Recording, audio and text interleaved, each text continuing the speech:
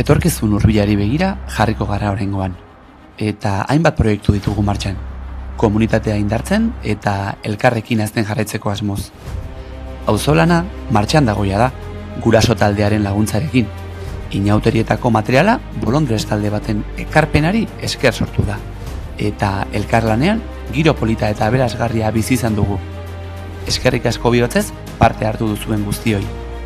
Bestalde, azpibatzordeak ere lanean hasi dira, ikastolako proiektu ezberdinetan esku hartuz. Langile eta gurasoen arteko elkarlana sustatuz. Lehen ekimen gisa, mendi martxa ospatuko dugu martxoaren 15ean. Horrez gain, ikasturte honetan zehar, tailer mota ezberdinak eskainiko dira gurasoa dituen laguntzarekin. Ipuin kontaketa saioak, eskulanak, buru handi tailerrak eta udaberriko lore eta landareekin sortutako artelanak besteak beste. Ezina, ekinez egina. Elkarrekin, komunitatea eraikiz.